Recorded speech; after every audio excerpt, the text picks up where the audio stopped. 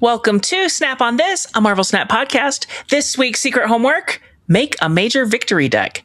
I'm LaurenWhatevs, here with my usual amazing, delightful co-hosts, Ben and Ree, and we are going to talk about last week's card, Drax, Avatar of Life, 3/4, end of turn, +3 power. If your opponent played a card with greater power this turn, move to that card. If you'd be winning, its location. It's an odd-numbered episode. Ree, tell us about Drax. Have your thoughts evolved at all? I have played a good bit of Drax. I thought I would put him in move decks, and I honestly don't really think that's where he goes. Where I ended up playing mostly was in like Galactus First Steps, like a solid 3 there. He's I guess it'll probably honestly depend on the meta because you're expecting people to play big cards, right? Not a lot of little small cards to keep him activated. But he's been really handy, and he's great when you have to. He's another of those cards that when you have to lock in a lane, he can grow bigger without like moving necessarily, especially if you fill up other areas. So I like the card. I don't even remember what I rated it, but I think it's a solid card that fits in, fits in certain decks. Probably like Doom 2099, another, like those kind of decks where, not every deck, probably not even a Surfer deck, to be honest. Yeah, Ben's nodding. Yeah, but like there's places where Drax goes. I just don't think it's move, and I don't think it's Surfer, which may have been some of the like initial, or at least what I looked at. Yeah. It's like it's 3 cost. It moves. Sounds like you're saying those were the places decks. I would have liked it to be. I would have been excited about that. Ben. Yeah, I think last week I'd like run into 1 or 2 Draxes, and I had been playing Surfer, so Drax was not like looking that great to me just because of my own choices. But having seen more Drax in the past week and played a greater variety of decks, I'm a little more impressed with what it does when it's on the other side of the table. And I sort of meant to pick it up, but I forgot to, and now the card is Kraglin, and, if I get Drax later, I'm sure I will. It'll be good. I'll be happy about it. It's a neat card. I don't like that you don't control where it moves. I saw a lot of opponents getting confused about why Drax didn't move. Sometimes I got confused about why Drax didn't move, and then I read the card again, and it made sense. But, it's a tricky little slippery fish. Yeah. Sometimes it doesn't make sense because he, like Captain Marvel, does not see the ongoing power of Hydra Stomper.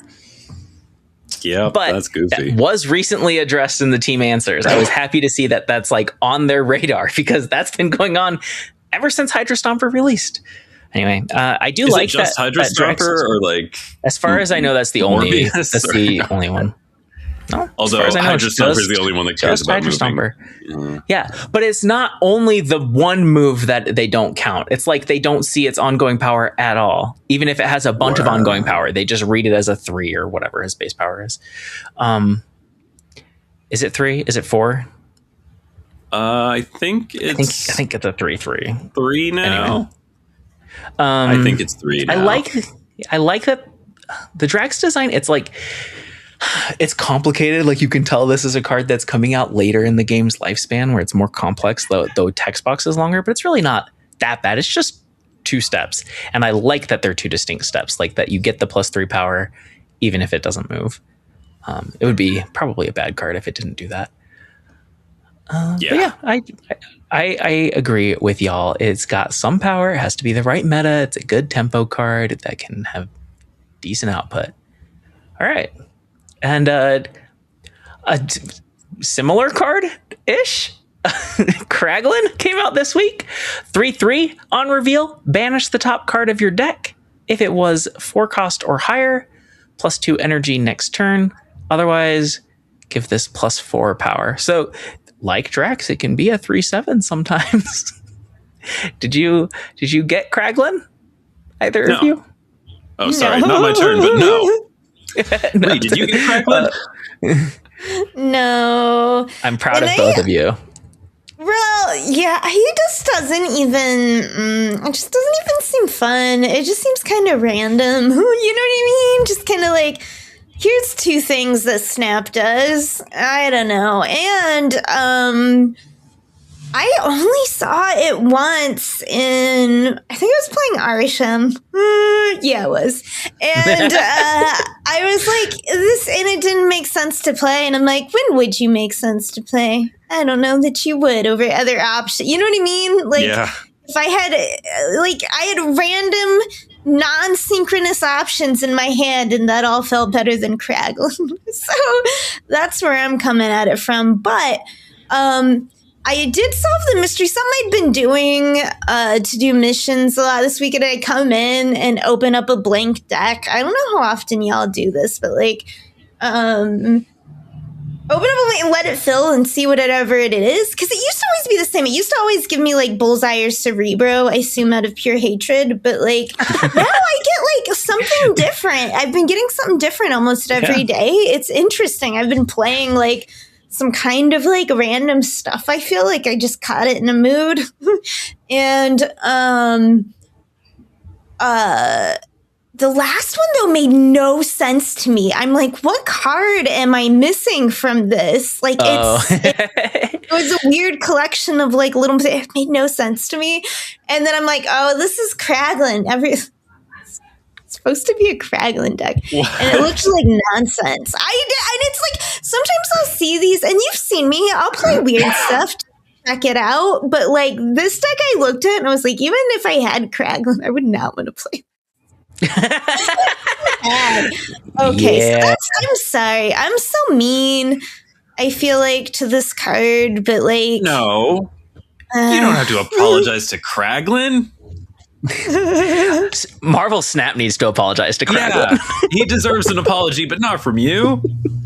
I expect to see a personal letter addressed to Sean Gunn.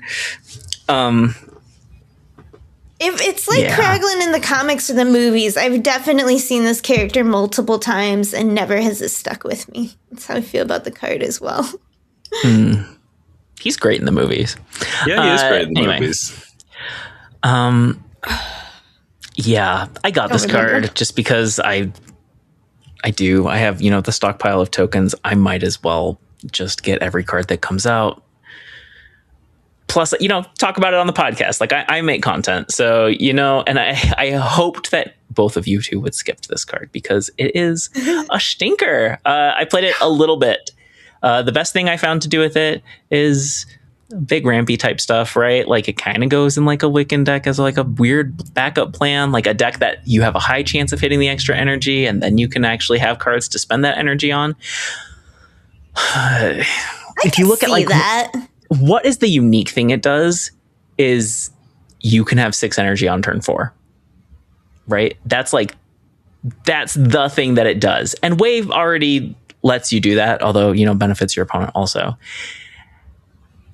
But then, we're limited to 12 cards in a deck. So the unique thing is you can now run Kraglin and Wave both in the same deck. And I saw people doing that, trying to do cute things with like Galactus or whatever. But I don't know. I kind of don't think anybody should get this card, even if you are a Galactus enjoyer. It's yeah.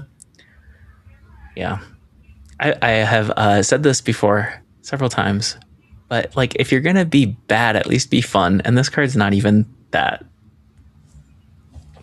I don't know what they're thinking making this a Series 5 card. Okay. Agree. Wonder what they'll buff it check to. On. Yeah, I mean, did you say what will they buff it to? Yeah, because they will, but like how? What dial are they going to I don't have to bother for a while. It's not a season pass card. Oh, that's a good point. They're pretty good about buffing things that flop hard. But yeah, they might give it a Spider-Man Noir buff, even though that card was just going to give it a power. Let's be real. Hmm. And the only times I see Spider-Man Noir is him swearing because he is not having a good time counting. Wow. He's still pretty good, though, even when he does swear. Setting the next card to 8 can be a great thing. He definitely is. It wasn't that hard to count to 8 people. I feel like history is going to be rewritten and everyone's going to be like, Spider-Man Noir was impossible to use at launch, and it's just not true. The long-term buff I hope to see to him is Banish Synergy. And then all of a sudden I'm looking at Kraglin and Yondu again like they are real cards. I think it's going to take both the buff and the Banish Synergy coming into its own. Yeah. Yeah. Okay.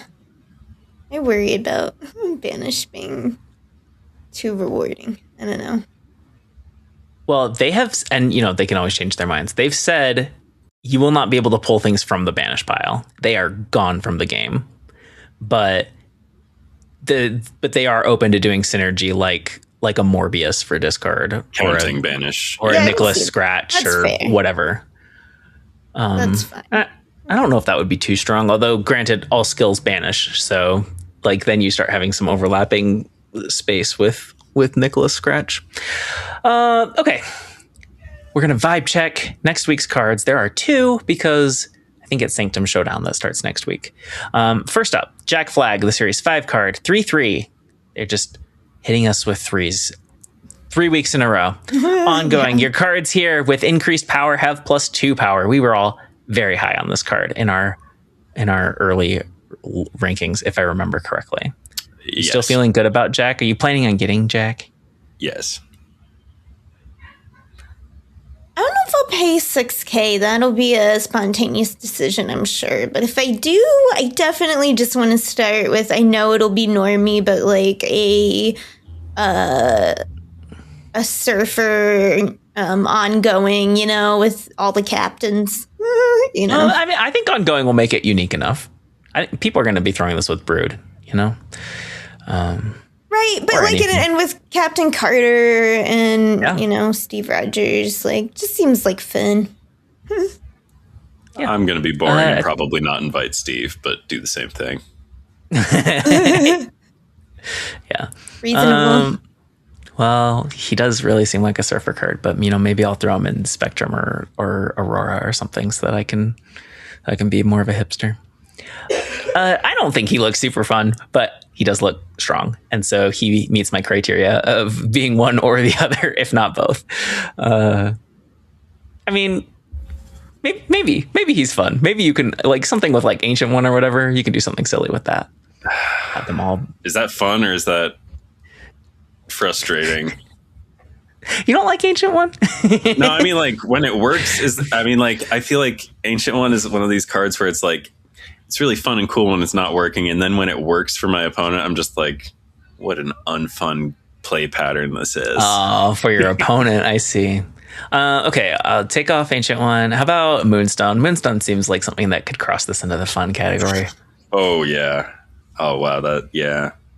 I think this card's going to go a lot of places. This card's mighty strong. Also, after these other 3s, especially Kraglin, it's just dang, it's just not going to make Kraglin look very good.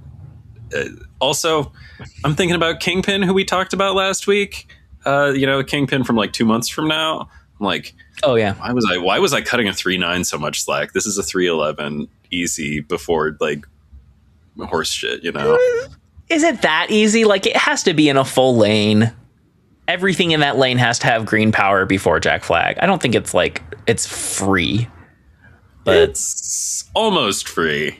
But yes, these are very big numbers. Way bigger than Kraglin, bigger than Drax. This is a very big tempo card. Speed is gone. Except maybe in Wiccan decks. Not that you see speed in Surfer that much anyway, but or in ongoing. I don't know, maybe you see him in ongoing sometimes. I just feel like Jack Flag is obviously better than speed. For most decks. Okay. Yeah. At least excited for a card that's going to make a splash, unlike his predecessor. And then from Sanctum Showdown, a limited time event card, Starhawk, 2/2 on reveal. On odd turns, give your cards at the left location +1 power. On even turns, give to the right location. At least coming out the same week as Jack Flag, and there's some synergy there. Yeah, that's such a blessing. to Starhawk. Gonna make Starhawk look much better than it actually is. Starhawk feels like such a... It's just like with Kraglin, where they're just slapping things like, here are things that are in Snap, you know what I mean? And totally throw it away, and it's like, oh, it'll alternate, and it'll be buff. It's just like, it's not... There was a time when almost every single new card that came out felt like unique and exciting, and like it was doing something new. And I get that we have, as more cards come out, right, the design space starts to get smaller. But once again, I mean, just a consequence of them releasing so many cards, I think, and, just not sizing up, I guess, to handle that appropriately. Yeah, cards don't feel exciting or unique or special. It's just like, what does this do? Whatever. I'm with you. Like Kraglin and especially Starhawk feel like Marvel Snap slop. It feels like yes, an AI Marvel came Snap's up with it. Everything's slop. The sloppification of everything. I hate it. Yeah. Also, both cards are more complex than they are like good at their jobs. It doesn't justify it. Yeah, they're not interesting or good enough to justify how complex their text is. Starhawk is the worst version of a Starhawk-like card, and it's also like the most complicated. Like Awesome Andy is a better card than this. Toxie is a better card than this. And those are like not great cards. And Jack Flag's ability is kind of slop also in the sense that it's just power means more power. Like there are lots of cards like that. It's just but like, it's at least clean. Yeah, like a Captain Carter friend, a Maverick friend, like, just one that goes with all the usual suspects. And I guess it is clean, but the new cards are either powerful or it's all cards are powerful or slop. They're not like, what was the last like interesting card? They were like, this is a neat card that does something different and is playable. Like, it's just so many are just like, oh yeah, this like Star-Lord, but it's not like cool. I think I would point to Dragon Lord as that, but also it's like that ability felt like one that's like, how is that not already in the game? Which it's maybe is an argument. Yeah. And Essen is similar to Dragon Lord, so it's not like we hadn't never. And there's that Ultron Stone that has the same text, or Red Wing. Yeah, like what if they just like started making cards that had like Thanos's Infinity Stones text on? Like, would that be exciting to like be like? I mean, I guess they sort of... I don't know. Right? Evolved Shocker, Scarlet Witch. Like, we have a bunch of them. Armor. I guess that doesn't protect Thanos from being discarded, but, Starhawk really seems like a stinker. But, next month has limited time game mode cards that look fun. They're the rock archetype cards. Also, they hit this one in Sanctum, which you'd have to punish me for playing that to get me not to play it in a way worse than forcing Starhawk into my hands. So I played so much Grand Arena this past week. I was sad when it was gone because it was saving me from this meta. And it's like, I liked Grand Arena before. I held it as like maybe my second or third favorite mode. But yeah, I'm excited to play Sanctum again for sure. I enjoy Grand Arena too. Yeah, finish your thought. You were continuing, especially as a refuge from the current meta. The main, I don't know what I loved about it so much. Part of it was I got that one deck from Iron Cloak I was running I had it in last week's show notes. We didn't talk about it because of the timing of our recording, but I got to run Valkyrie and just run over people with Valkyrie, and that's one of my favorite things to do. And Grand Arena enabled that for me with flying colors. Oh, speaking of Iron Cloak, I got to apologize. I noticed this when I was listening back for the timestamps, but we gave Lady Bullseye short shrift. She gets the first -2 for free. She's an actual good card. She starts out 2/4. She scales well. Also, you're going to be like I kind of thought it might be a good card even without the first one being free, but it's definitely a good card. And Iron Cloak also noticed that I totally misread that we missed what the card does. Yes. I also enjoyed Grand Sorry, like no, it's okay. You turned back into Grand Arena. Okay. I enjoyed it too because and I was bummed out because I didn't want to play it, and I started playing the pre-con decks. I'm like, these suck, especially compared to anyone that had modified one. And and then I just kind of out of the blue, and I just went ahead and built my own, and I did just share it, like I said, because we had.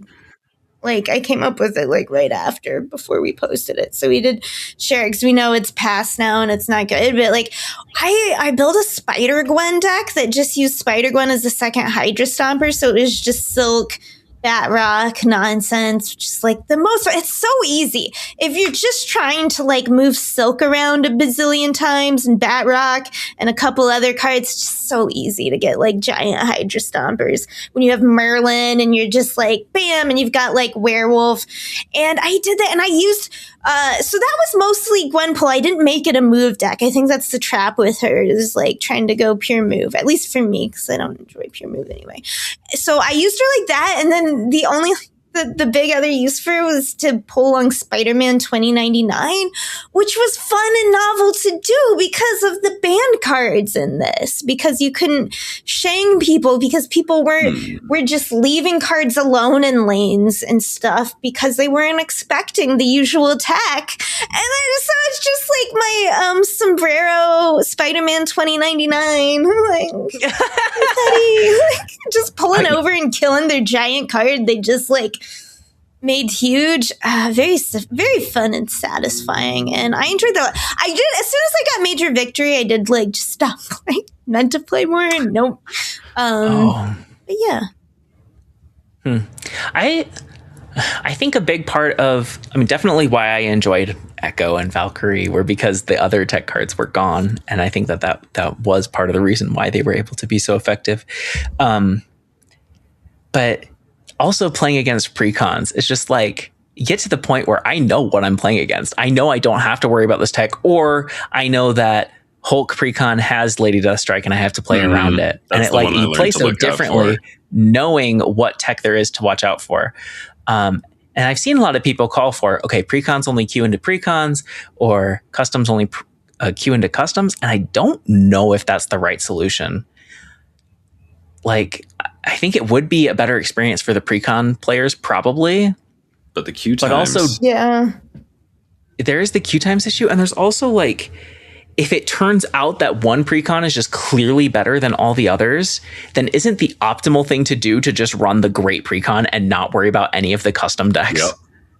Yep. So that's the one thing where I'm I don't know if that's actually the right solution, right? If somebody's that upset about losing with precons, they can go net deck. Yep. That's it for our core Snap content. On to our side quests. We can Snap. How was your weekend Snap? And keep it snappy. Okay, I will say with Snap, which I played less of. This is something I actually played less of, but freeing myself from getting to infinite, just letting myself break that streak, was such a gift, because now I see there's so many people that stress about it because they have this streak. And, just from the bottom of my heart, so many of y'all are really good players, and it's you could get to it. It's kind of a time thing. And snapping is less meaning, our knowledge and our ability to determine snap scenarios used to be better and more attainable. It's now harder to be good or not about snapping, in my opinion, at least. Maybe some people. Star-Lord alone changed that dramatically. Right? Yeah. Yes, it's harder to tell. Yeah, what people what they're going to be able to put out, which means the climb is longer, because being good at snapping used to be more meaningful. You could leverage it more consistently. More achievable. Yeah, you could be good at snapping. Now it's harder to be right. It's just not as feasible. So freeing myself that now, when I look at, what I'm doing with my snap time, I'm okay, well, let me get to 90, which I did this season to get that gold. But then I looked at the Infinite back and I'm like, that won't join my favorites. And I know I never use. I have enough deck backs I like in my favorites. I never use deck backs that I don't like care about. So like, I'm just not gonna, bother like to get, and that's like so freeing. I do, like I said, I will get the Groot and stuff, but it's just like, I hit my goal. I got tonight, and that's like way easier, probably, I don't know, than whatever that is through the 90s. So, so that's good. And, I mostly have played more. Expedition 33 has been more of my time. Oh, it is so good. Still recommended. I want to say too, something once again, without spoilers, although I believe I'm like right before the final battle, so close to finishing it. Oh. Remember, this was made by a smaller French studio. And so there was a smaller budget in making the game. And I'm so impressed with how they used what they had to make it look higher budget, where they didn't worry about a lot of clipping so they could still have, glorious hair like moving around, and where they put the resources and the graphics, and where they put how they built it. It reminds me of the way, when I was working on Merm Game, how I built it in a foundation and then kept that core in a specific way that I knew would minimize the amount of bugs that would happen from adding new features. And I feel like they did the same. Like, I opened Snap and it is buggy. It is bad. I get kicked out of games a lot now. Like, there's if they fixed one thing, something else has broken. The red dots are just like apparently never getting astonishing fixed. How many times they've addressed that and it's still there. And like, they put the time in with Expedition 33 and the time they have that, like, where there are bugs are small enough not to be a nuisance. I haven't even really, like, if I noticed one, it didn't stick with me. It was like a minor, like, filled issue or whatever, and the game crashed once ever, and it took me a second until when things went black. I'm like, is this storyline? What's going on? Because it never happened. It was so out of the blue, and I really didn't lose much game, and it was notable. And it's like almost rare that you don't like Snap at least doesn't crash you out of the game, if not the app anymore. So anyway, I'm just really impressed with Expedition 33, and I love it, and I recommend it. Okay, that was plenty long for my week in Snap. I guess we're keeping normal rotation. That would mean Ben is up next. How was your week? I'm going to interrupt. That was snappy. You reminded me, just talking about the state of bugginess in Snap. Recently, I think it was today or yesterday, I opened Snap and it asked, what's something in Snap that frustrated you recently? I don't get the survey questions very often. So that is exactly what I listed, though, is like so many games crashing to the menu, and occasionally some games crashing to the point that they just don't exist anymore, right? Like when they crash to menu, you can usually reconnect, and it's mostly just a pain, not like you lost the game or whatever. But I've also had times where it kills the game. Like it goes to menu or crashes the app, and there is no reconnect options. Like the game doesn't exist anymore. That particular instance of that game is just gone. And it's like, okay, did I get credit for that? Like, did that consume a ticket? I don't know. It's gone into the ether. Anyway, that was the feedback I gave them. Okay, Ben. All right. My week in Snap, endeavoring to keep it snappy. I'm setting a timer for 5 minutes. This is going to be the snappiest. I'm sure it's been snappier than that before. So this is going to be leisurely, basically, is what I'm trying to say. Anywho, much like Rhea, I have also unburdened myself from worrying about Infinite. I'm pretty sure I don't know. I finished pretty high last season. As long as I get that gold at rank 90. I climbed with the secret homework deck. I'm up on ranks with that. We'll talk about that soon. More so than Marvel Snap, my thoughts and gaming times have been with a new video game release. I get some mixed feelings about it. I don't know if I'm going to give it a wholehearted recommend, but I have been playing a lot of Mugenics this week. It's sort of, the vibe is very much like, what if it's like the Sewer Boys from Dix the Musical played Cult of the Lamb, and they were like, we should do that with some Pokemon and XCOM in it. But like that's basically the vibe. There's a lot of stuff that I think is interesting and good about it. There's some stuff that I am less sure is good about it. So in Slay the Spire, a game that I talk about a lot, the Ironclad has a self-damaging mechanic. It'll do a reckless strike and it'll shuffle a wound or two into your deck or whatever. Or there's a block card that shuffles two or puts 2 wounds into your hand. And like, I guess the idea is like, the Ironclad is sacrificing their body for the play or whatever. And that's all fine. In Mugenics, there are so many items, and mostly I think that's really cool. If you talk about which poop mask, you have to talk about which poop mask is equipped to your cat. There's multiple. Because there's more than one poop mask. I've got like screenshots of an inventory, like multiple poop masks. So that's about where the game is on grossness. But what I'm talking, what the thing that has bumped against me the most is there's this item called the Razor Blade, and I don't like the idea of my cats doing self-harm. Like, the Razor Blade deals 5 damage to them and gives them 2 strength and dexterity, and you can use it multiple times a fight. And here's the thing. It's pretty good, but like, it's pretty yucky, and I don't... Is that a theme that clashes for you? Yeah, and like, there are so many yucky things in this game that I have like more patience with than that one, but like every time I get that item, I'm like, well, this stinks. Also, it's pretty good. I should probably use it, except I don't want to. So like, mostly I don't. And usually in games, I choose the thing that works. As a general rule, that's my philosophy. Mm-hmm. I like doing well. Oh, but there are so many things that work in this game. That is very cool about it. I like all these different combinations of effects. There are so many different status disorders and effects, and so many of them are double-edged swords. Like, if you get cursed in some way or mutated in some way, there's almost always a silver lining. And there's so much to love about this game.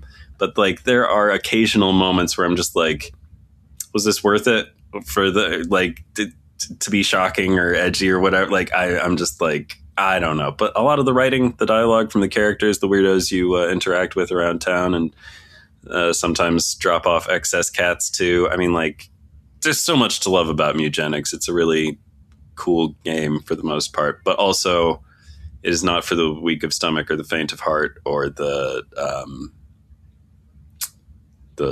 morally rigid. That sounds right based on other games I've played by the developer. But yeah, other than that, I guess I have played a little Snap here and there. I had the most fun doing secret homework.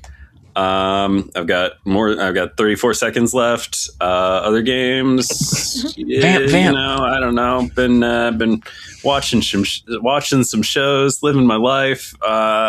Still sick, as you may have noticed. I'm sorry to hear it. But it's been a pretty good week in Snap. I'm up there at rank 87. I just need to get to 93 or whatever, collect that gold. Maybe I'll finish Infinite. I usually do.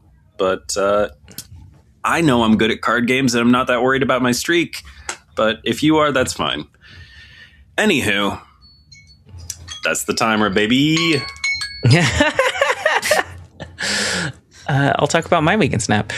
First of all, I'm excited for Mugenics. I heard about it when it was first announced 14 years ago or whatever, because I am a huge fan of Edmund McMillan's work. I have played probably, 8 of his games, a ton. Biggest ones being Super Meat Boy and Binding of Isaac that you may be familiar with. but there are tons of others. He had one on Newgrounds that was inspired by his high school reunion called Time Fuck, and it's just a Flash game, but I consider it one of the best games I've ever played. It's just it's kind of a procedurally generated platformer, and it's a puzzle platformer, and it's done very well. Anyway, I look forward to playing it eventually. Oh, I think procedural generation is a fun playground for design. Like how to do it properly, like how to do it well. Like, I don't know. Yeah, and I don't remember if it was the levels themselves were procedurally generated or if it was like your path through multiple levels, but they were all human. Anyway, there's tons of ways to do procedural generation. But one thing it did well was like players could submit their own stages, and then based on how players performed on those stages, it was rated with difficulty level and a fun level. And so then when it procedurally generated a series of maps, it would pull only levels that were high in fun and then the appropriate difficulty for how far you were in your run. Really cool game. Anyway, also a huge fan. I'm also a huge fan of Super Meat Boy and Binding of Isaac and several others. But I'll get to Mutagenics eventually. I'm not in a huge rush. I've waited this long. I can wait for it to hit Switch 2 or something. There's a lot of hours of playtime that it will demand or request from you. So like, I don't know, you've got a child, Lauren. I'm almost like, do you have time in your life for Mutagenics? I'm not sure, but sometimes games suck me in. My child is pretty self-sufficient at this point, being 14 years old, as old as the announcement of Mutagenics. The thing I'm talking about this week is I beat Marvel Snap. What does that mean? Well, I don't know if my co-hosts are even aware that Marvel Snap has achievements, because as far as I know, they exist only in the iOS version of Marvel Snap, which is strange because like as Google Play has achievements, doesn't it? Certainly Steam does. Yep. Like, why did they add them to iOS and not the other platforms? I don't know. But I got the very first one in mid-November and just finished in mid-February. So it took about 3 months to finish all of them. None of them are very clever. I used to be when they added them? It must have been around that time, because I got the first one for playing 50 reveal cards on November 19th. Wow. That's I bet that happened in like 4 games or something. Yeah, that probably happened pretty fast. I also have moved 50 cards that same day. So I might have been playing a move deck. Maybe it was Sanctum time. I don't know another word for this. I used to be an achievement whore. This is back before I got married. The first time. That's a cute way to say that. Sure. Back in the Xbox 360 days, I used to chase achievements down. Grab games that could have, easily, not necessarily easily achieved achievements, but I was very interested in what made achievements fun as I chased them down. Like, my brain is very oriented to game design, and I'm thinking like some achievements are just like beat the game and you get them all, and it's like that's not nearly as interesting to me as achievements that ask you to play the game in a unique way. There should be some achievements that you get along the way as you figure out the game, but there should also be some that are like you need to like Geometry Wars classically had like the pacifist one, where it's like you survive a certain amount of time without shooting at all, which is not what you do in Geometry Wars. That's a shooter. And then later, I think pacifist became a core game mode in sequels for Geometry Wars. But yeah, these achievements are bad. They are not interesting. They range from playing reveal cards to moving cards, playing ongoing cards, completing daily missions, winning matches with a snap. They are basically the same thing as the least interesting alliance bounties. And I would love to see them added to other platforms, but also made more interesting. From the creators of the Marvel Snap titles. Marvel Snap achievements. They feel so phoned in. They do each have unique artwork that is present nowhere else in the game, so that's something. And it's only on iOS. Yeah. Oh my gosh. My guess is probably like at Tim Apple's personal request. Yeah, it must have been something like that. Like iOS had like a Game Center rework and like said we'll feature you if you add achievements to your game or something. I don't know. I don't know what the story is. It's super weird. But I've been keeping an eye on that one. My last one was complete 500 Alliance bounties. It took 3 months to do. I'm sure some people could do that faster, but I usually stop taking bounties as soon as I finish my individual rewards. I think they're fun. I keep taking them forever. I take them unless we've achieved the Alliance reward, which is fair anymore because like it's difficult out there. Yeah, I misspoke. I keep going after I get the individual. Once the Alliance ones are done, is when I'm usually like, I'm good. Oh, yeah. Yeah. I think you and Thursday are like that, Ben, where you just keep picking them up because your bounty numbers are always very large. Maybe not always, but often. Okay. On to the secret homework. This week I assigned it. It was to make a deck with Major Victory. And I'm excited to talk about these because we all made very different decks. Yeah, we did. I started with... I ended with a Clog deck. I started with one that was much more of a Victoria Hand Clog hybrid and shifted further and further towards Clog. And the thought process is, what's a card that works with both Major Victory and... Or like, I'm looking for synergy with Victoria Hand and Major Victory. Those have synergy, right? It's like, how do I get the Guardians to hit reliably? Daredevil. Now, what's synergy with Daredevil? And that's Clog. Clog lets you make sure that you're playing your Dr. Octopus or your Titanium Green Goblin, your Hobgoblin, whatever. It lets you make sure you're finishing a lane, right? And then on turn 6, I can either win with Cannonball and bringing Titania home, or I have 2 Guardians in my hand, and it's much easier to guess where your opponent is going to play if one of the lanes is clogged. And I did win games this way with a clogged lane and then Guardians taking the other lane. Yeah, and Daredevil also plays nice with the Guardians. That's wraps up that thought. If you have Guardians in your hand, you can make sure to land them with Daredevil. I tried really hard to keep Mantis in this deck. She was there most of the way until it made its cloggiest iteration. She's fun sometimes.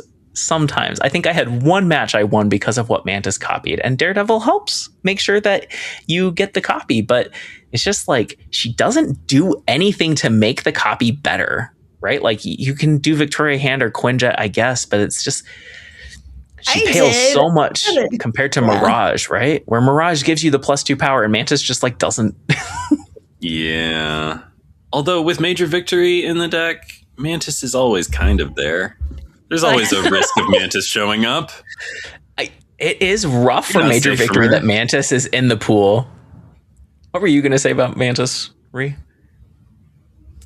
I would say, I actually did. I think even earlier we were bemoaning Mantis together. After that, she did pretty good for me because, I can't even, it might have been a Star-Lord or something. It was something that was enough, but I am running a Quinjet and a Victoria Hand. And, a lot of times people are playing one big card. And because I'm, warlocking and skipping, I can still play her as a 1-cost, Mantis. So, she did get me something I played. But I looked out kind of in guessing their location. I didn't actually have a good clue. Because, that's why she was useful, because I got the one big card they played that turn. Yeah. I got to play it for cheaper. My most memorable Mantis in history was I caught a Man Spider. And then I got... And I didn't have priority. So I got the Man Spider after the merge and the double. That wasn't this time, but that's in history of the game. That's my most memorable Mantis. And it's I get the concept. When they changed her to this, they mentioned Venom as being something that she could counter. It's I get the concept of it, but you have to not have prio and you still have to pay full price for the card. And there aren't that many cards that are worth stealing like that. I don't know. She's rough. Is there a way to make her effect happen at the end of turn without making her an end of turn card? Like keep her on reveal, but like have the thing actually happen at the end of the turn. Oh yeah, you could do that on reveal, but like at the end of the turn, copy a card that your opponent played this turn. That would be a real buff. Not a huge one, but a real one. It would at least make her fun stuff happen more often.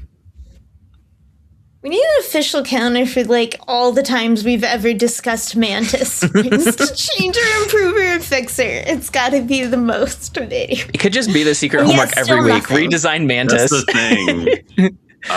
Well, we'll get to it. Anywho. I started with Jean Grey, and it doesn't look like either of you went that way. I think that's how I directed myself towards Clog. Oh, was like, Jean Grey, she's the Guardians card, right? She messed me up more often than not by the time I had Titania in there too, because it's like I would clog him with Green Goblin Titania, and it's like, oh, I guess I have to bring Titania home on turn 5. That's not good synergy. So she became Nebula, who also motivates my opponent to fill a lane faster. But anyway, I'm not going to read off the whole deck, although my co-hosts are certainly welcome to read off theirs. But listener, if you want to see it, you can find it in the show notes. Ben? Well, first, a word about Jean Grey, who I played a little bit in the past week. That's because I got my Grand Arena deck of choice from Fourth Location. And Scott, I guess, really wanted to play Jean Grey in the Mr. Fantastic deck, and I played 10 games of it that way and decided that basically any other card would improve the deck. I cut Jean Grey. I put in Sam. Steve was already there. They're doing shield stuff a little bit. Sometimes I would forget about Sam and play a Stardust first, and that was a mistake. But yeah, man, Jean Grey is one of maybe the most disappointing cards in Marvel Snap because I want her to be so good because, iconic character. Also, really cool ability that seems full of promise and potential, but just like in actuality never really seems to make sense or give you a significant advantage. I think maybe the game is too short or too long or she's just ill-fitted for the game. Anywho, but I did build a deck, and I think it's so cool that everybody pulled on different threads with Major Victory. I was like, what's interesting and unique about Major Victory? Lots of cards make cards. Coulson, he gives you 2 cards, generated cards. And I'm like, are we doing Victoria Hand stuff? I very early decided, no, we're not doing Victoria Hand stuff. So I'm like, what's special about Major Victory? All the cards Major Victory generates are on reveals. And unlike, say, a Kate Bishop, there's no Pim arrow compromising the consistency, the predictability of the on reveals and stuff. Because, like, sure, mostly Kate makes on reveals, but like that damn Pim arrow. Anywho, so I'm like, who likes on reveals? And a lot of things like on reveals, but none more than Werewolf by Night, who's so motivated by on reveals that he just runs all over the board. So I was like, we're going to do Major Victory and Werewolf by Night. And what else sort of like makes sense here? So I'm just like moving cards around. Also, I'm like, the Guardians, they care about the location things. I can't justify Nebula because I just don't think she gets big enough to be worthwhile. But I can justify Galactus' First Steps. I can justify Adam Warlock, maybe. I don't know if I can justify Adam Warlock. I felt like playing him. I haven't played much Adam Warlock in my life, especially not since he got better, honestly, none before he got better. But anyway, I was just like, I was excited to play some cards that I'm not playing all the time. Speaking of cards I'm not playing all the time, Psylocke. I just wanted to play Psylocke, And well, actually, Psylocke, I decided I could get excited about playing Psylocke because I decided this should be a Wiccan deck. And that's I don't know. Adam Warlock showed up first, and I was like, maybe we go Wiccan from there. So here's what's in the deck. Yes, I still read decks out. It's the Hood. It's Deafening Chord. Not really a one cost you want to play on turn 1 to set up Wiccan, but also sometimes if you have the Wiccan in hand and you can see how it's going to go, why not just burn the Deafening Chord? Who gives a shit? Nico Minoru. So, those are the cards you want to play on turn 1. The Hood or Nico Minoru with a good spell. That's plan A. Anywho, then we've got Adam Warlock, more like Adam Snorlock. He's pretty slow to get going. He doesn't get out of bed. That's fair. Right away. But I am still excited to play him. It's just fun to put portmanteau things and Anywho, then we got Surge. That's right. We got some classic Ben Roller favorites. We got Surge. We got Merlin. Then we got Psylocke, one of the spicy ones that I was just excited to spend a little more time with. Werewolf by Night, Major Victory, the reason for the season, Starduced. It just felt like the right... I needed a 4, and I was willing to not demand that it have on reveal, although I would have liked it to have on reveal, but I was like, I don't want to play Star-Lord. Also, Star-Lord and Wiccan kind of clash, if you ask me. They do. And in fact, maybe you don't even have to ask me. You could search your feelings. You know this to be true. Anywho, Stardust is just great right now. Also, I was having so much fun with Stardust in Grand Arena that I was just like, let's keep this trainer rolling, because I'm trying to get Stardust inked out. I've got gold Stardust going on right now, but I'm like, I just want that ink so it can be friends with all my other ink splits. And then we've got Wiccan, as I mentioned earlier, and Galactus. First steps, the Galactus with the... Yeah, that's where the 2 came in, yeah. Yeah. Mm-hmm. And I'm positive on the ladder. I think I started at rank 85 or 86. I'm at rank 87 now. It's fine. It's a little suboptimal. It's a little bit of a, it's fine. These are mostly good cards most of the time. I mean, Psylocke's a little bit shruggy, and Adam Warlock is... I feel like Adam Warlock feels better to play than... We all like drawing cards, and the reason we like drawing cards is because it's good, but also sometimes it clouds people's judgment of what's actually going on in the game, I think.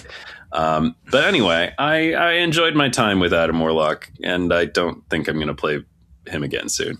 But I'm having fun with the deck. It's very cool. This was such a fun little secret homework. Oh my gosh. Good. That's what I think. I play Adam all the time, including in the Grand Arena deck. I won many a lane thanks to things. Well, yes, but also I play him in real deck sometimes too, and I won many a game with Adam and Valkyrie with that one little point at the end of the game ticking me up, just 12 to 13. How about Major Victory himself? How did you find the Guardians? Were they helpful for your werewolf? Yeah, actually, surprising. Well, I will say Major Victory was not the most structurally significant part of the deck. Oh, that was like part of why I went Wiccan with it, was to be able to cast all these generated cards, play them. So, sometimes the Guardians were helpful. Yeah, I will say the on-revealedness of them was consistent with Werewolf to get Werewolf where I wanted. It's good. I could tell when I was playing that I was like kind of getting lucky. I mean, like I played enough games that it should all sort of have come out in the wash, but my perception was that I was not generating Mantis very often, which I was pretty happy about. But like, I was playing Draxes and getting the bonus stats and stuff, and I was always happy to see Rocket Raccoon. That's like sort of the best one. But also Gamora has a certain heft. She shows up, swings the lane pretty hard. I don't think it's like a great card, but I think in some ways, it's got a more distinct identity than Coulson. And, Yeah, Prowler? I liked. I thought it was fun and cute and not overwhelmingly practical, but also I climbed with it. I'll climb with a silly thing a little bit, and Sure. yeah, I might keep playing it just to do a little additional research, get some more data. Okay, sweet. Ree, tell us about your journey. You seemed to be having a pretty good time. Yeah. Sorry. I've been sitting for a long time. Okay. Yeah, mine turned out better than I could have hoped for. I got a gold ticket with it in 4 games. Which I didn't mean to do. I wanted to take, when I build a deck first, I like to take it to Proving Grounds because a lot of times immediately I'll start playing, I'll be like, no, I don't want this card. And then I get annoyed if I have to play out like a whole conquest series with a card I've already decided I want to replace and change. So when I pulled up Conquest, I had already opened a silver for some reason and I started it and I was like, okay, whatever. But this deck is full of bait and surprises. Okay, I guess let's start with making it. When I was looking at Major Victory, I ended up a similar thought pattern as Ben with looking at the on-reveal nature. Because my problem with Major Victory is like, okay, if you're just looking for a card that makes cards to fill your hand, like, why wouldn't you just Snow Guard or something, right? A lot cheaper. Yeah. A lot better value, right? So he's not good in that sense. And then if you're looking for a card that it's like cards you might want to play, Coulson, you're going to pick Coulson. Coulson is far better the card for that, right? Because the Guardians themselves aren't very good, okay? So I start looking at the Guardians and I'm like, okay, they are consistently on reveal. So maybe that's one aspect we worked with. I did put like Gore originally in the deck, but he ended up leaving. I also thought about Gore. Right? Yeah, but then it didn't end up being as good as other things you were in doing the deck. Okay, that's interesting to hear. Yeah. He went there, he went out. But like my other point with the Guardians with looking at them was like, okay, it's hard to, as you were saying, to guess correctly with the Guardians. Even though people are playing everywhere anymore, it's still difficult. And once people know you are playing the Guardians, like, Sanctum has trained them to, like, screw you. You know what I mean? To actively work against, especially in a conquest scenario and whatever. So I'm like, okay, the Guardians then are best if I can pull them back for turn 6. Because turn 6, you usually know where your opponent is playing based on the state of the game, or they're playing across all the lanes, The other aspect I looked at with on reveal is things that I would want to repeat, right? I ended up taking Wong out. It's initial consideration, but I was like, okay, when I have Guardians, I know that's an ability I would be fine repeating in some way. And how I ended pulling this all together is a completely different outfit and look and revival of an old Moon Girl Valkyrie She-Hulk deck I used to have fun with. But it is now called Too Sexy for Turn 5. Because it is a deck where frequently you will be skipping, if in your best case scenarios, you'll be skipping turn 5. And it was a joy to bring it to me, because usually when I'm playing a skip turn 5 deck, you're playing an Infinite, right? Or maybe you're skipping turn 6 because you're playing an Infinite. But one of the reasons I'm skipping turn 5 is because I have Warlock in the deck, right? But Warlock isn't an all or nothing like Infinite is. So when I did get like the Mantis, you know what I mean, from Major Victory, I could play that Mantis on turn 5 and still get most of my benefits from Warlock. However, okay, reasons you're skipping, She-Hulk is in this deck, which is a great copy with Moon Girl. Valk is, because here's the idea is like you get a lot of cheap cards or a lot of energy and you just crush it on turn on turn 6. And how this keeps working and why I won 2 silver, and it was against, the first deck was against a Sauron deck, Starbrand Sauron, classic Sauron deck, Surtur Sauron. And then the second was against a Scarlet Witch, zombie giant man, that normal thing. And I beat them both because I surprised them each game. Normally this deck for me, I'd be like, oh, it's a ladder deck because, because like it's only good for one surprise. This deck has so many surprises. I could just beat them both ways so many times. And the Guardians are surprising how big they get when you've made them cheap. I put a Quinjet in this, right? I can copy cards with Moon Girl. Major Victory is giving me the Guardians. I have a Grandmaster. I feel like, okay, people have been Grandmastering Star-Lord, but that's what my deck has so many meta cards in it. That's the bait. The bait is that it has Victoria Hand. It has Star-Lord, Master of the Sun. But like people think when they take one of those out, they've got me. And then they snap. This is how both of all the games I won were like, that's not true. I snapped on the second one once I got more confident. But like they'll snap on you because they take out your Victoria Hand. Because most decks with Victoria Hand are built around Victoria Hand, right? Most decks with Star-Lord, Master of the Sun are built around pulling that off, right? But this I have, like, it's like you take out one, it's not built around that. And people don't expect when you have, like, 2 cost Groots, 2, 1 cost She-Hulks, free sometimes because of nonsense. Sorry, I got distracted. I think I was talking about Grandmaster. So excited. Okay. Grandmaster, okay, honestly works with the Guardians, right? That you get. Yes. Works with Star-Lord, Master of the Sun.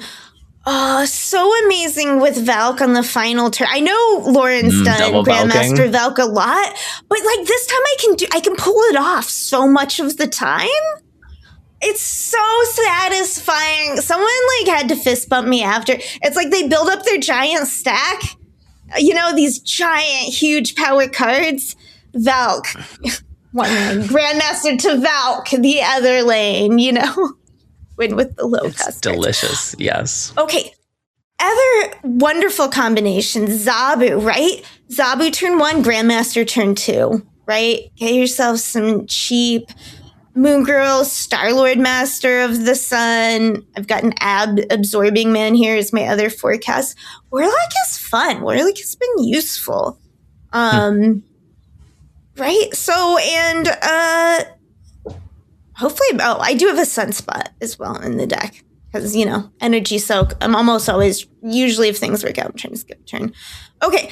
I think I've even happened to mention all the cards in the deck, but it's just like there's so many surprises, right? Like I won because people weren't expecting me to drop She-Hulk in combination with everything else that I have here, right? It's such a weird mix.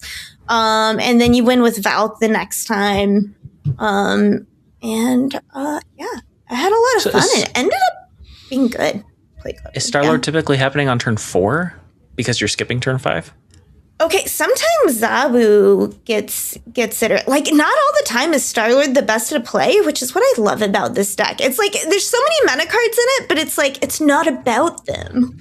Yeah. It's like, in Ted Lasso, when he's, so Jamie is like the star player on the team, and Ted Lasso's coach is like, okay, but what if we just use you as bait?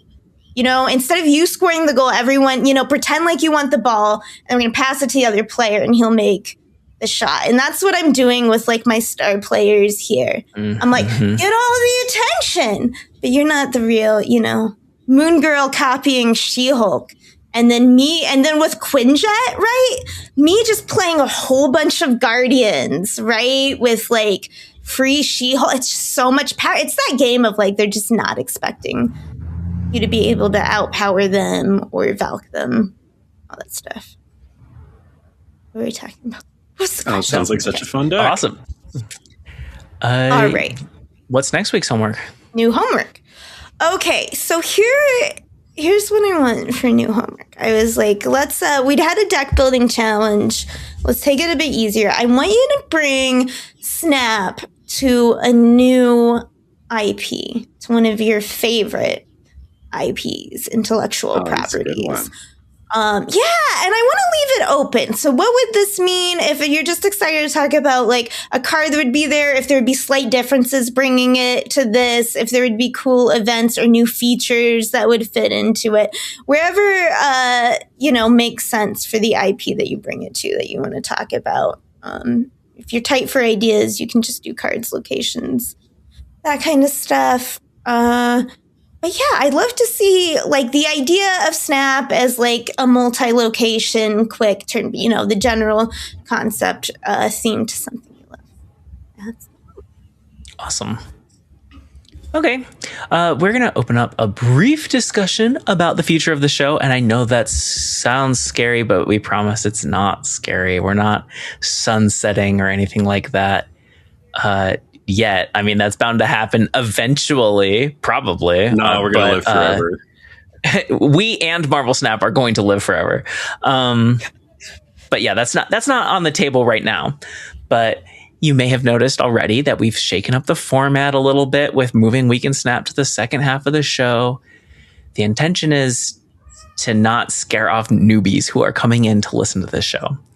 But like, we want to know, what part of the show do you love as we're trying to, I don't know. We want to improve it. We want to make it sustainable. We've had people express an interest in supporting the show, and we don't really have a good way to do that currently.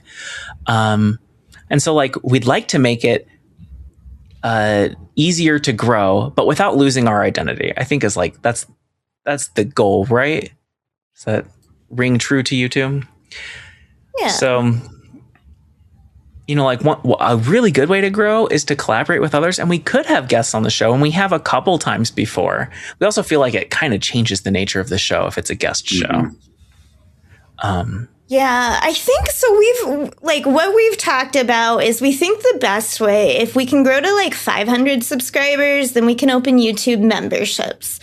So that's what we're kind of, I think part of what we're looking at is like, if we did that, like what kind of content would you see? And yeah, just what do you like about the show or not, like, how can we improve so that we can grow to 500 subscribers? Because, we don't do the stuff. I mean, I guess if we like did giveaways to like, like, I know like some people can just buy them or whatever, but that would be a way to do it. But that's like, I don't know. That's not us. So yeah.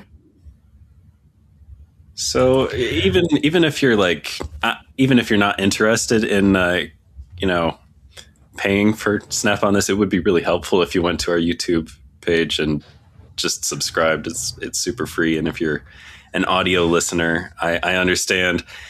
I don't always go and subscribe to the YouTube channels of things I'm just listening to on my phone, but like it would actually really help us if you could, if you feel like it, and you're not signaling an obligation or an interest in paying for it. If you do that's a whole separate thing. It would just be helpful. We can't accept anybody's interest for that until we get to 500. So it would be super cool if you could do that. Right. And we've talked about doing things like Patreon, but I don't know. We have a small niche audience, and it feels like a tight community. We have the speakeasy where people can come and talk. Like, we feel like we have loyal subscribers, but not a ton of them. Anyway, if that's something you're willing to do, audio listener or YouTube listener who hasn't subscribed yet, there's a link right near the top of the show notes that says video version on YouTube. That'll take you right there. Yeah, so tell us what you love about the show as we're trying to experiment with the format. And we talked about making Weekend Snap a rotating show and tell with only one of us going, but it kind of felt like losing something that's core to the show. So I don't know, but tell us what you like. Tell us what kind of bonus content you'd be interested in seeing. Yeah. Also, I know for me, I'm always like, should I not be off? I know sometimes I get real off topic in my discussing, and I can be more, snap focused. So, we're looking whatever feedback you want to give While us. Ben and I insist that something people can tell Ree that that's nonsense and that we like learning things. Yeah. Confirm that Ben and I are correct that Ree's tangents are critical to the show. Okay. Yeah. There'll be more on the topic, but that's just starting that conversation with y'all. Certainly leave ideas or feedback or whatever in the comments, or you can come hang out in the speakeasy and let us know. Show notes to get there, or instructions to get there, are in the show notes or video description. It's our little corner of Discord. We're proudly part of the Snap Judgments Network, where you can listen to other great shows like Snap Judgments, our Grand Pod by Pulse Glazer and Nick the Greek Geek on Saturdays. Yeah. Thank you for listening. And if you would like to listen next week, tune in same Snap time, same Snap channel. Oh, yeah. Oh, my gosh. I thought I was assigning secret homework this week, and then I wasn't really relieved about it. I thought I was assigning it last week, so, it's been the panic. Remembering stuff is hard. You guys ever get gaming shoulder? I just learned that's a thing. I mean, I don't know if it's a thing, but only because I have. I've been gaming Expedition 33 so much. Playing Wii tennis? This has never happened to me before. It hurts a lot, like behind just my one shoulder, just from gaming. Is it the dodges and the parries? Are you posing bad? Are you bad posture? Maybe I'm sitting. I don't know what it is, but it's like it's only been gaming so much, and it's like, I've got gaming shoulder. I have definitely had like gaming based repetitive stress injuries, right? Like especially when it's like an abnormal controller or an abnormal action. I don't know, like some action games ask you to claw. They don't ask you to, but I do claw when I'm playing some action games, like hold the controller like weird so that anyway. I have a funny controller stance for fighting games, which is I don't even play fighting games much. Especially. But, it helped me so much to move the jump button and Snap to the Z button or the R1. Wait, Snap has? Are we adding jumps? I meant to say smash. I don't know if that's what I said. I was like, that's a gameplay twist. I wanted to be a 1-star review of Snap can't jump in the game. Why can't Snap crawl? 0 stars. For real. Okay. I do hate games where I can't jump. It's so obnoxious. It's like, it's one of the ways in Final Fantasy how we know people came from WoW or not. Because people like me were just like, boing, boing, boing, horse, jump here. I was like, just that, like, jump, jump, jump. And other people are like, what are you doing? Just sit still. Okay, why would you when you can move? Yeah. You can jump. No, it's I usually try to put on either cute jump emotes. or roll everywhere you go. I'm just like eating pizza.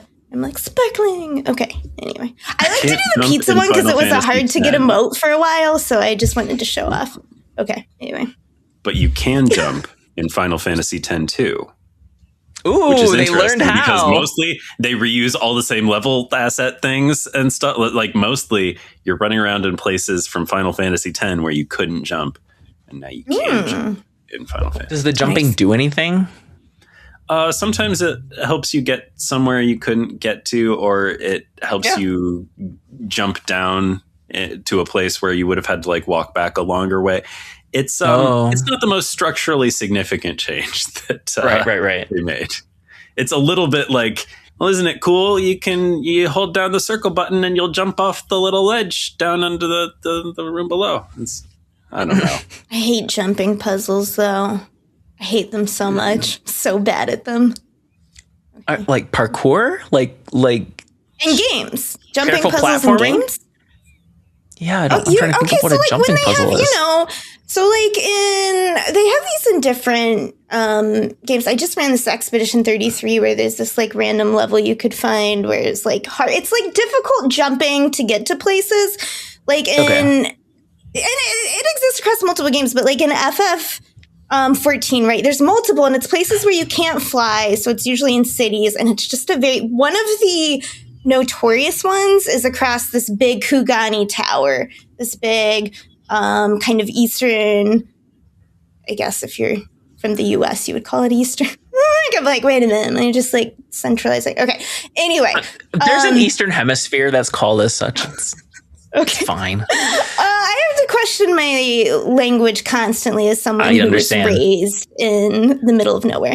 Okay, so, it's this giant tower, and you have to like do this like really hard jumping. The really clever people do speed runs, but I hate it. It's like we're one, and then you fall down, and you have to jump all the way back. And if you get to the top of the tower, there's a special little like vantage point you unlock, which you get enough that's achievement. So there's that, right? And then there's the even more difficult.